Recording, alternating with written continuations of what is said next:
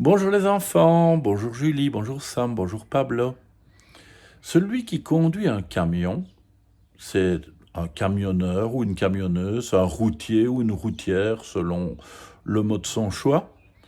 Mais je sais que beaucoup d'entre vous, garçons et filles, vous rêvez quand même de conduire un gros camion. C'est pas vrai? Auguste, lui, il conduit un camion. Aujourd'hui, il fait beau et maman a décidé d'emmener Auguste au parc. Il y a des glissades, des balançoires, des jeux et un bac à sable. Mais ce qu'Auguste aime le plus, c'est conduire son camion jaune autour du petit étang. Gus, fais attention aux gens et aux enfants, crie maman. C'est tellement amusant de faire des zigzags entre les passants. Auguste est devenu un expert, il n'a pas encore eu un seul accident. Gus, pas si près de l'étang, tu risques de tomber à l'eau. Pas de danger. Auguste sait manœuvrer. Il ralentit dans les tournants et accélère dans les lignes droites. Avec sa pelle, Auguste charge des cailloux ronds comme des ballons dans sa remorque. Prudemment, il roule en évitant les trous, les gens et les pigeons pour livrer son précieux chargement à maman qui lit au soleil. Auguste vide le contenu de la remorque sous le banc de maman. Bip, bip, bip, fait Gus qui recule en regardant bien s'il n'accroche rien. Auguste repart aussi vite. Tut, tut, tut, chante le klaxon de son camion. Tout à coup, il s'arrête net. Sur son chemin, Gus a trouvé des grosses clés. Qui a bien pu les oublier? Hé Gus, crie un camionneur, apporte les clés, on a des choses à livrer.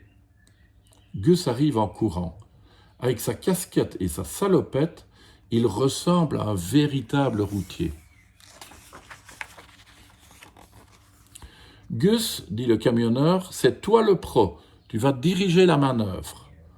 Auguste fait des grands signes avec les bras pour montrer au chauffeur s'il doit tourner le volant à gauche ou à droite, s'il doit avancer ou s'il doit reculer.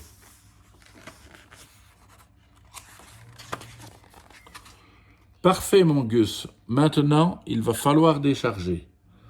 Auguste doit d'abord grimper pour ouvrir les portes. Le verrou est lourd. Il faut le glisser entre les anneaux.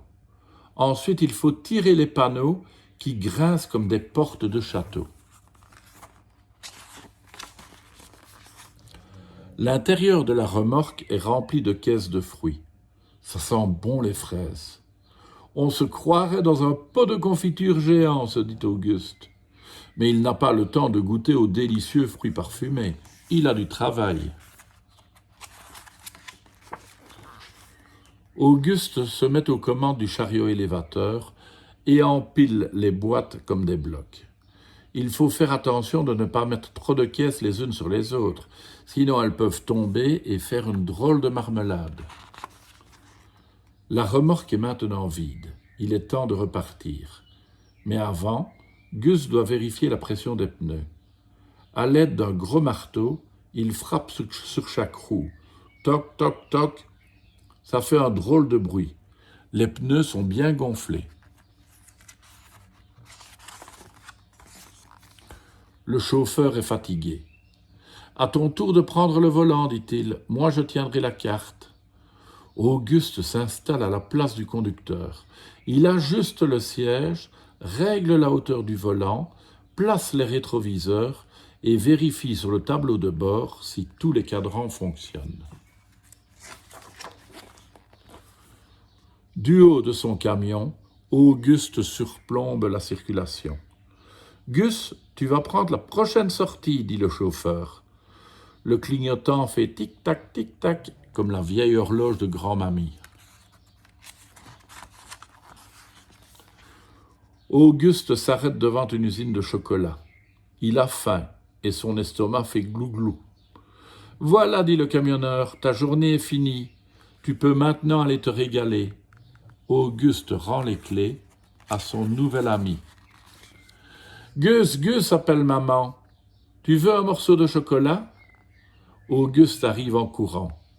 Il salue au loin un camion qui s'en va livrer sa cargaison.